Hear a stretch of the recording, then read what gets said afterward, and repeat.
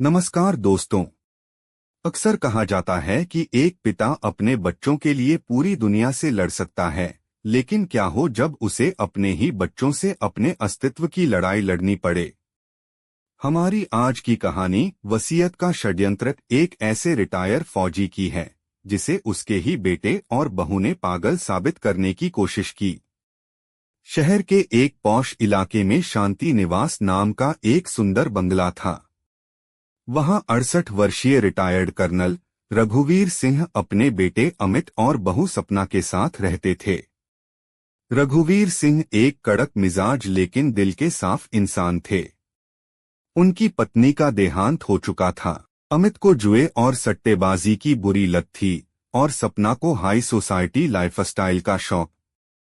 रघुवीर जी को अपनी पेंशन और जमा पूंजी से घर चलाने में कोई दिक्कत नहीं थी, लेकिन वो अमित की बुरी आदतों के लिए पैसा देने से साफ मना कर देते थे। एक रात अमित ने कहा, पापा, मुझे बिजनेस के लिए 50 लाख रुपए चाहिए। आप ये बंगला मेरे नाम कर दीजिए, मैं लोन ले लूंगा।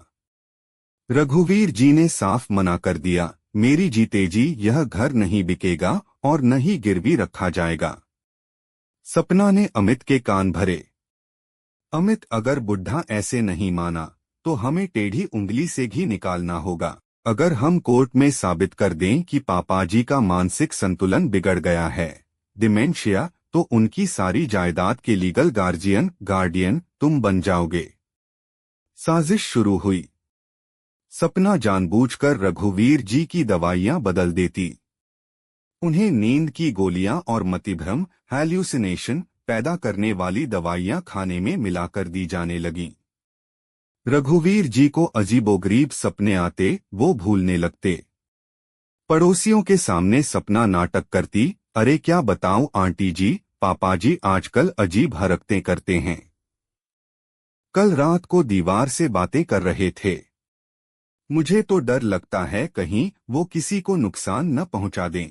धीरे धीरे पूरे मोहल्ले में बात फैल गई कि कर्नल साहब पागल हो रहे हैं। अमावस की रात थी। रघुवीर जी अपने कमरे में सो रहे थे। अचानक सपना की चीख से पूरा घर गूंज उठा, बचाओ, बचाओ, पापाजी मुझे मार डालेंगे। अमित दौड़कर बाहर आया। मोहल्ले वाले भी जमा हो गए। सबने देखा कि सपना के हाथ से खून बह रहा था और रघुवीर जी के हाथ में एक पुराना फौजी चाकू था। रघुवीर जी हक्के बक्के खड़े थे। उन्हें कुछ समझ नहीं आ रहा था कि वो नींद से जागे तो चाकू उनके हाथ में कैसे आया। सपना रोते हुए बोली, मैंने तो बस पानी पूछा था, पापाजी ने मुझ पर हमला कर दिया। ये पागल हो चुके हैं। पुलिस आई। मोहल्ले वालों ने गवाही दी कि कर्नल साहब का दिमाग ठीक नहीं चल रहा था। रघुवीर जी को गिरफ्तार कर लिया गया और मेंटल असाइलम पागलखाने भेजने की तैयारी होने लगी। मामला कोर्ट में पहुंचा। अमित ने शहर का सबसे महंगा वकील किया था। उनका मकसद साफ था, रघुवीर जी को मानसिक रूप से अयोग्य घोषित करना और पावर ऑफ अटॉर्नी अपने नाम करवाना। अमित के वकील ने जज के सामने दलीलें रखीं, माय लॉर्ड, मेरे क्लाइंट के पिता डिमेंशिया और एग्रेसिव बिहेवियर के शिकार हैं। मेडिकल रिपोर्ट्स में भी उनके खून में नशीली दवाओं के अंश मिले हैं, जो साबित करते हैं कि वो दवाइयों के सहारे हैं। उन्होंने अपनी बहू पर जानलेवा हमला किया, इसलिए समाज की सुरक्षा के लिए उन्हें पागलखाने भेजना जरूरी है। रघुवीर जी कटघरे में बिल्कुल शांत खड़े थे, एक फौजी की तरह तने हुए। जज ने पूछा, मिस्टर रघुवीर, क्या आपको अपनी सफाई में कुछ कहना है? आपके पास कोई वकील नहीं है। रघुवीर जी ने गहरी आवाज में कहा, जज साहब, एक फौजी को अपनी लड़ाई खुद लड़ना सिखाया जाता है। मैं अपना केस खुद लड़ूंगा। कोर्ट में हंसी का फव्वारा छूट पड़ा। अमित और सपना एक दूसरे को देखकर मुस्कुराए। उन्हें लगा बुढ़ा अब और जलील होगा। रघुवीर जी ने अपनी बहू सपना को कटघरे में बुलाया। रघुवीर, सपना, तुम कह रही हो कि मैंने तुम पर चाकू से हमला किया?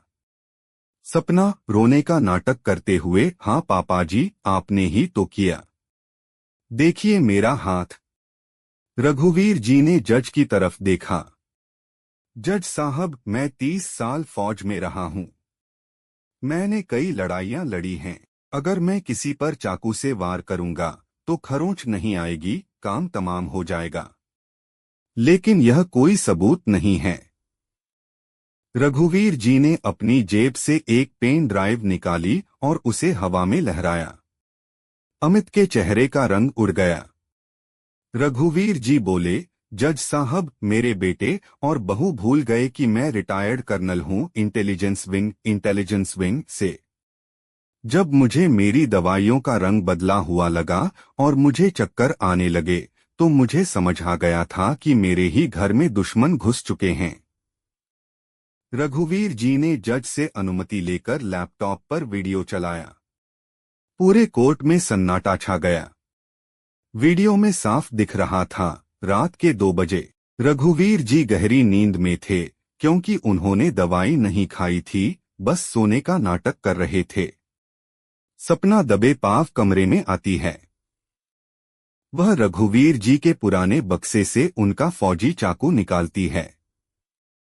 फिर वह खुद अपने हाथ पर एक कट लगाती है और चाकू सोते हुए रघुवीर जी के हाथ में थमा देती है। उसके बाद वह जोर जोर से चिल्लाने लगती है। यह रिकॉर्डिंग रघुवीर जी ने अपने कमरे में लगे उस वॉल क्लॉक से की थी जिसमें एक हिडन कैमरा लगा था। इसके बाद एक और वीडियो चला जिसमें अमित और सपना डाइनिंग टेबल पर बात कर रहे थे। अमित, यार सपना, पापा को पागलखाने भेजने के बाद ये बंगला बेचकर हम विदेश शिफ्ट हो जाएंगे। सपना, हाँ, बस उस डॉक्टर को थोड़े और पैसे खिलाने होंगे ताकि वो रिपोर्ट स्ट्रॉन्ग बना दे। वीडियो खत्म होते ही सपना गश खाकर गिर पड़ी। अमित के पैरों तले जमीन खिसक गई। जिस पिता को वो पागल समझ रहे थे वो उनसे 10 कदम आगे निकला। रघुवीर जी ने कड़क आवाज में कहा, जज साहब, मुझे अपनी जायदाद का दुख नहीं है। दुख इस बात का है कि मैंने एक ऐसे कपूत को जन्म दिया। मैं चाहता हूं कि इन दोनों को इनके किए की सख्त सजा मिले। जज ने तुरंत फैसला सुनाया। अमित और सपना को धोखाधड़ी, साजिश और हत्या के प्रयास के लिए पुलिस हिरासत में भेज दिया गया। उस डॉक्टर का लाइसेंस रद्द करने का आदेश दिया गया जिसने झूठी रिपोर्ट बनाई थी। रघुवीर जी कोर्ट से बाहर निकले।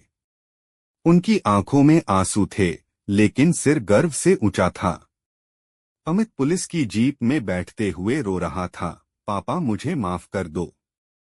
रघुवीर जी ने उसकी तरफ देखा भी नहीं और अपनी जीप में बैठकर चले गए।